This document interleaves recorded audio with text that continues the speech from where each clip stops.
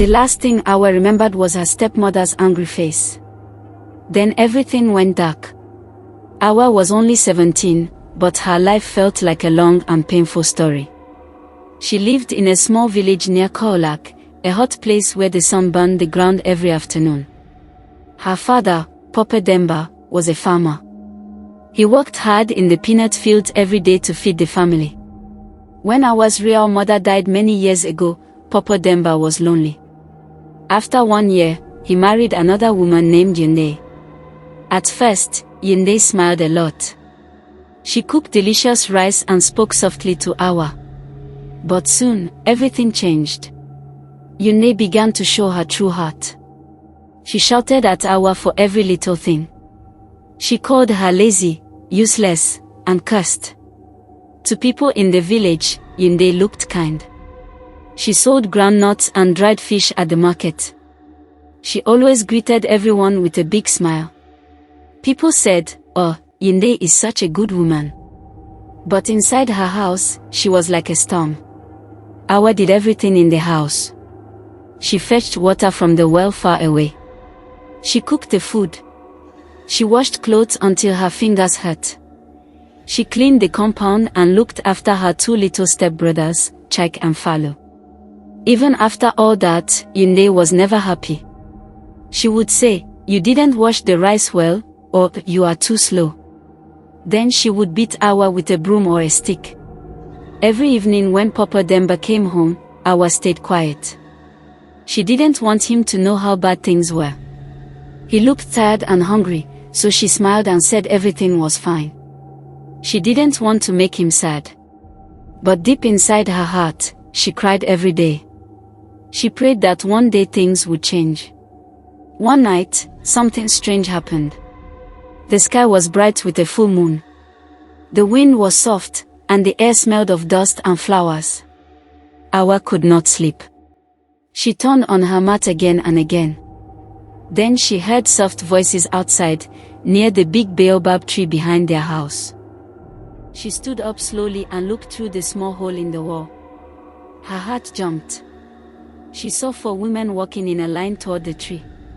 They all wore black wrappers and had white powder on their faces. One of them looked like Yunde. Awa covered her mouth with her hand so she wouldn't scream. What were they doing there at night? Curiosity pushed her outside. She walked quietly, barefoot, careful not to make any sound. She hid behind a mango tree and watched. The 4 women stood in a circle around a small fire. They began to chant strange words. The wind blew harder, and the fire turned blue. Then one woman said, "The time has come. A strong life must go for us to get more power." Another voice answered, "Yes. The man in this house will be the one." Awa's heart stopped. The man in this house. That was her father. She looked again. The woman who spoke was Yunde. Yunde lifted her hands and said, "In 3 nights, Papa Demba's soul will be ours. His strength will make us rich and strong." Awa almost screamed, but she covered her mouth again. She wanted to run and wake her father. But when she turned to go, her foot stepped on a dry stick. Crack! The sound was loud in the quiet night. "Who's there?" one of the women shouted. "Catch her!" Yunde screamed. Awa ran as fast as she could. She ran past the chicken coop, past the water jars, her heart beating fast. The women chased her. Suddenly, she felt smoke around her. It smelled bitter, like burnt herbs. Her eyes started to burn. She coughed and tried to keep running, but her legs felt weak. Then she saw a flash of red light. Everything went black. When Awa opened her eyes, the world looked strange. The grass was very tall. The ground felt cold under her. She tried to speak, but only a "me" sound came out. She looked down, and she froze. She had 4 legs. Her hands were gone. Her body was covered with white and brown hair.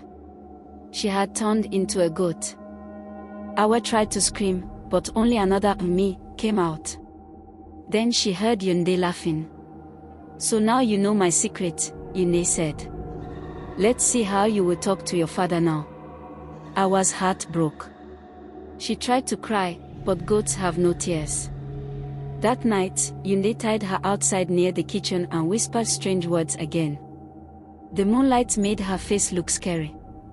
After that, she went inside to sleep. Awa lay on the ground, shaking. She looked up at the stars and wished she could talk to her mother in heaven. Mama, please help me, she thought. When morning came, Papa Demba woke up and called, Awa, bring me water. But no answer came. He called again and again, but still, nothing. Yunde came out of the house, smiling. Maybe she went to fetch water early, she said. But Awa was still tied near the kitchen. She tried to make noise, but Papa Demba didn't look her way. Later that morning, Yunde carried a big basket on her head. Inside, she hid Awa the goat. She also put some peppers and smoked fish to make it look normal. Then she walked to the market. It was a long walk under the hot sun. Awa could hardly breathe inside the basket. She felt the road shaking under her, heard the sounds of donkeys, people shouting prices, and the smell of dried fish and mangoes. When they reached the market, Yunde placed the basket down and tied Awa near her table. Strong goat for sale, she shouted. Buy this goat, very strong, very healthy. Many people came and looked, but no one bought her. Hours passed. Then, just before sunset, a young man came. His name was Momadou. He looked poor but kind. His shirt had many holes, and he carried a small bag on his shoulder. He looked at Awa carefully. How much for this goat? He asked. Yunde smiled. For you, 6 cowries. Momadou counted the money slowly and gave it to her. Then he took the rope and led the goat away. Awa's heart was heavy. She thought, this is the end. He will kill me. Momadou walked far, to a small house near the river. His home had a roof made of grass and walls of mud. When he reached there, he tied the goat under a tree. Tomorrow, he said, you will make a good meal for me and my son. Awa felt weak. She wanted to tell him the truth, but she could only say Umi. Soon, a small boy came out of the house. He was about 10 years old and wore a torn yellow shirt. His name was Ibrahima. He looked at the goat and said, Papa, this goat looks different. Her eyes look like a person's eyes. Momadou laughed. You always say funny things. Go and wash your hands. But the boy didn't move. He went close to the goat. You understand me? He asked quietly. To his surprise, the goat nodded her head. Ibrahima jumped back. What? You can hear me? Awa tried again. She pushed her mouth hard, and suddenly, she spoke in a weak voice, help me. The boy's eyes opened wide. You can talk. How? I'm not a goat, Awa said softly. I am a girl. My name is Awa. My stepmother used magic to change me. Please, don't let your father kill me. The boy was scared but also felt sorry for her. Don't worry, he whispered. I will help you. That night, when Momadou was asleep, Ibrahima sneaked out and gave Awa some water to drink. Then he said, tomorrow, I will take you to Saraim Bobakar, the old man who knows about spirits. Maybe he can help you. The next morning, while his father was gone to the farm, Ibrahima untied Awa and led her through the bushes toward the old man's house. It was far, near the forest. Saraim Bobakar was sitting under a big tree, reading his prayer beads. He was old, with a white beard and calm eyes. Saraim, Ibrahima said, this goat can talk. The old man smiled gently. A talking goat.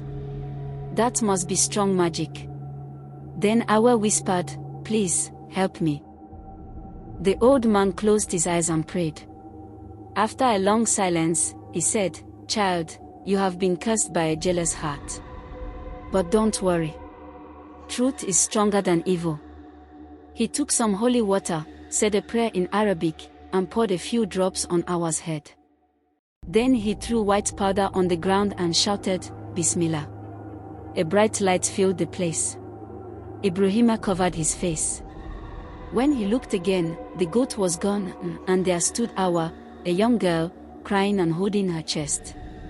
Thank you, Sarain. Thank you, she cried. The old man smiled. Now go home and tell your father everything. The truth must come out. Ibrahima gave her his old sandals and some water. Together they walked back to Awa's village. When they arrived, people were shocked to see her alive. Some ran to call Papa Demba. When Papa Demba saw her, his mouth opened in surprise. Awa, my daughter. I thought you were lost. Awa told him everything, how Yonde and the women had used magic, how they wanted to take his life, and how she was turned into a goat. Papa Demba was angry and sad. He went straight to the village chief's house. The chief called all the elders to gather under the big baobab tree. The whole village came to see what was happening. When Yonde was brought out, she tried to smile. These are lies, she said. But the chief said, you will drink the water of truth. If you are innocent, nothing will happen. The Marabu brought a calabash of holy water. Yonde hesitated, but everyone shouted, drink it. She drank a little, and began to shake. Her eyes rolled, and she started to confess everything. Yes. Yes, it is true. I wanted his soul. I wanted his life, she screamed. I was jealous. I wanted all his money and power. People gasped. Some shouted in anger. The chief said, you have brought shame to our village. You will leave this place and never return. Yonde fell on the ground crying as the guards took her away. Papa Demba hugged Awa tightly. Tears filled his eyes. My daughter, forgive me. I didn't know. Awa smiled and said, it's not your fault, Papa. We are safe now. That evening, the village women cooked food and sang songs of thanks. Children danced, and the griot played the drum. Awa sat beside her father, happy for the first time in many years. Ibrahima and his father came too. Papa Demba thanked them and said, you saved my child. You are now part of our family. From that day, Awa's life changed. She went back to school. She smiled again.